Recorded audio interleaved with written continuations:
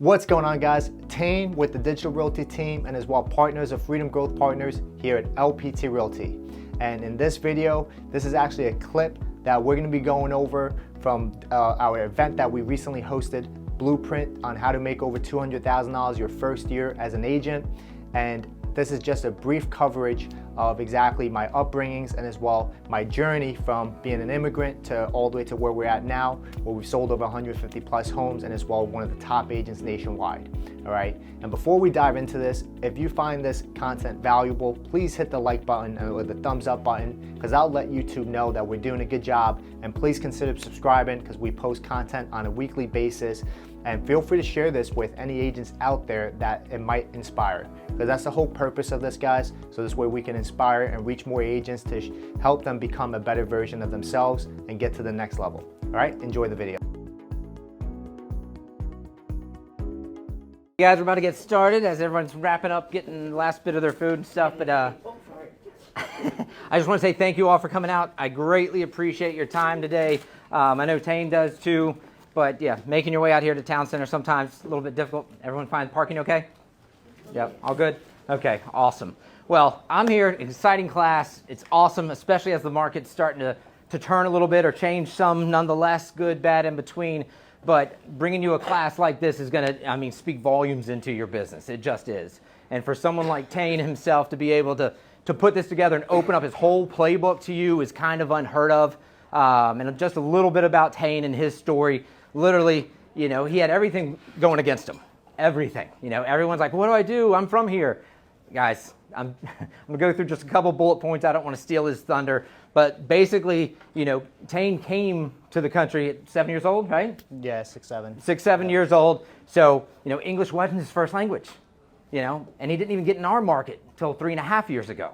So, new country, new market, new language, and he comes in real estate in his first year. He makes over $200,000. Awesome, right? Right? Awesome stuff, Tein. And then that was his first year. Grew his second year, and then his third year pushing over 70 transactions. Yeah. So, and this is solo, guys. A solo agent. Not someone running a team of 10 or 5 or even 2. One person, and again, new language, new country, new market. He did it.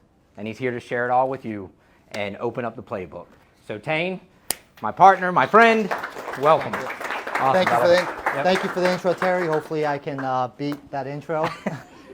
Yeah, Terry I've known for a little while now, from old brokerage, and phenomenal guy, friend as well. One thing I really look up to about him, he's had it all going for him at the last brokerage. And, quite honestly, since we switched over to LPT Realty, just seeing what he's provided and what he had at EXP, leaving all that behind to start brand new, shows a lot about a person's character, because I've seen a lot of other people that are golden handcuffed with what they got set up at the old brokerage and aren't leaving, right? So it's really phenomenal. So thank you for the intro, Terry. Outside of being an awesome realtor, you're an awesome human being. Thank you, sir. So yeah, like Terry said, it was right now it'll be my 4-year mark in August of this upcoming year. I came from New York down to here. I'll give you guys a little backstory. The country. Has anyone ever heard of like Burma or Myanmar? Yeah. Okay, so that's where I'm originally from. It's like there's stuff going on there right now as well. But when my mom came here, she was actually. She actually came here, I'd say like a year after I was born, so she left me and my 3 brothers behind so she could come to the U.S. To pursue the American dream. So I actually met my mother, and I think I get a lot of my work ethic and as well, I guess you could say doing crazy stuff, I guess you could say, right, without thinking much more about it. She came to the U.S. When I was 1 year old, and then I originally, really when I remember her is from when I was 6, 7 years old, when I met her at LaGuardia Airport in New York. So, she pretty much left everything behind to bring me and my brothers over here. We moved over here to the States. And at that time, I didn't know any English. I was just learning Burmese as well. So it's quite interesting seeing how everything come about, because I used to look at it, even growing up, I guess you could say, I moved from multiple different cities and being almost, I guess, the black sheep, you could say, in certain cases, right? Like even in elementary school, it took me a little while to learn English. Which is, and that's part of growing, right? And I'll just share a little backstory about you guys, about me, so you guys get a better idea. This is my lovely wife, Jenny, and as well our family, 3 pups, Angel, Roman, Toby. No kids or anything yet, but my wife is also an immigrant. She moved here from Germany about 7 years ago, so we're both immigrants. I'm a son, brother. I have 6 brothers actually, 3 real brothers and 3 stepbrothers. And as I mentioned, I moved here 6-7 years old, and she essentially wanted to come here for a better opportunity. And a lot of people overlook the opportunity that we have at hand, and I think that's something that's helped me grow a lot, is coming from a third world country and just seeing what my mom has been able to do from a single mother, because I never knew my dad either. Just seeing, we grew up in Queens, New York. Is anyone familiar with Queens, New York here at all? Oh yeah. What's up, Christine? Bronx. So back in 2000s, it was quite rough. I would say gang violence, drugs, like it was really bad back then. It's a lot better now.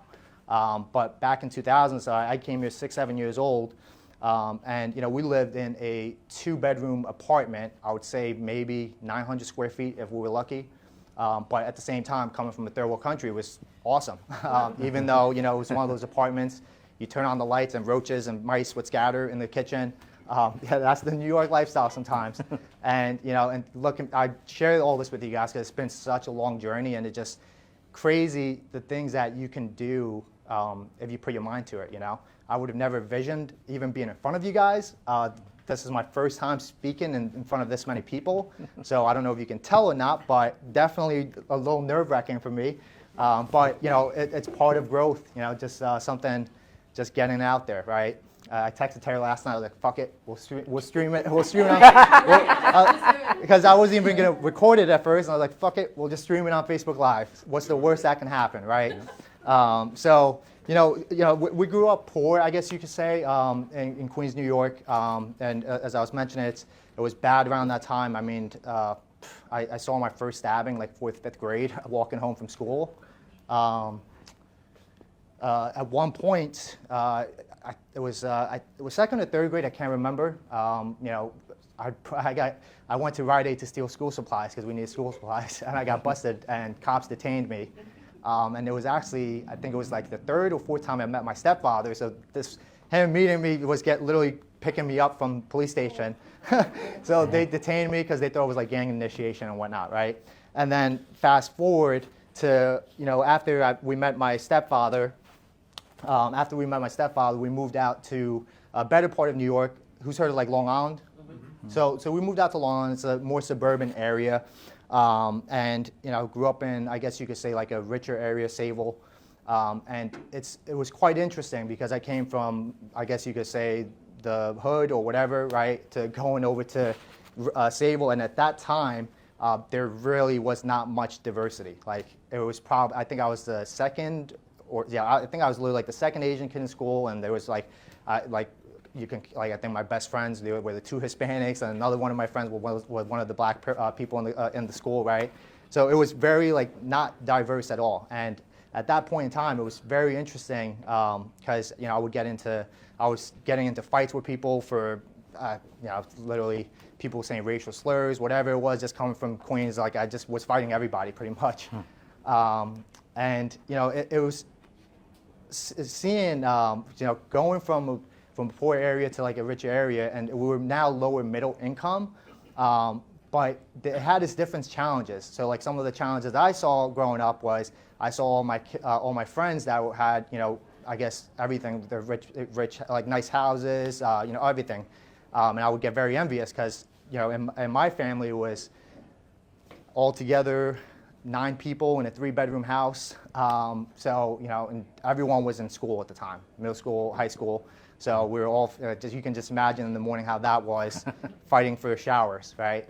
And it was very, because at that point the different challenges I had was really I was super envious of everything that people had that we didn't have. Never went on like family vacation. We went on our first full family vacation about 2 years ago. So that was super neat, seeing my entire family being able to go on the first one in so long. And you know, eventually, you know, because I was a troublemaker. I was into drugs, alcohol, name it. I was getting into fights nonstop. Eventually, I joined the Marine Corps when I was 17 years old. Had my mom sign off, and I was able to go join the Marine Corps. And that definitely helped form the person I am today. Give a lot of credit for that.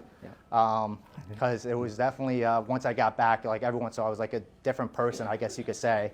And a lot of the principles I carry till this day was something I learned from the Marine Corps. And as time goes on, you look back even more and more, like, man, like that makes a lot of sense on why they were teaching me this crap.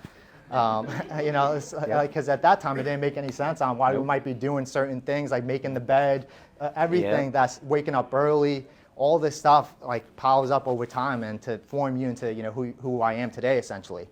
And fast forward to, you know, from New York, I moved down here April 2019, got licensed here August 2019, and I did something super crazy. I had a full-time job I was quite like depressed at. I worked there for 5-6 years, didn't feel appreciated, and just really was just getting by. I think it was like $50-some thousand a year in New York, really wasn't much.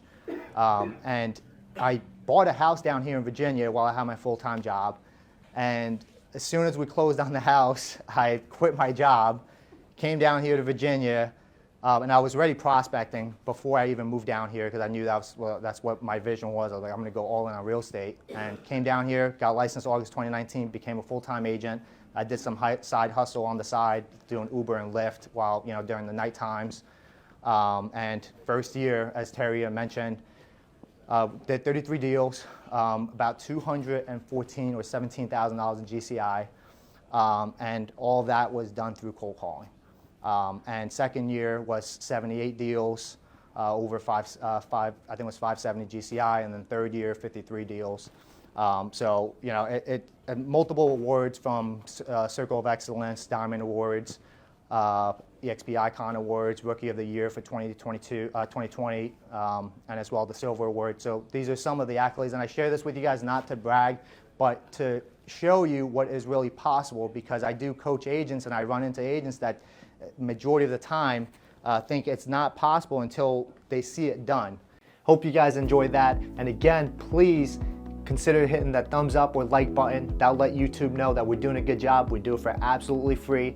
And as well, please consider subscribing. And as well, feel free to share this with any other agents out there that might find this valuable and it might inspire them, all right? That's the whole purpose of these videos, to help reach other agents out there, because the failure rate in our industry is super high. So let's try to bring this down and help out other agents and help them become a better version of themselves, as well a better person, as well a better realtor, all right?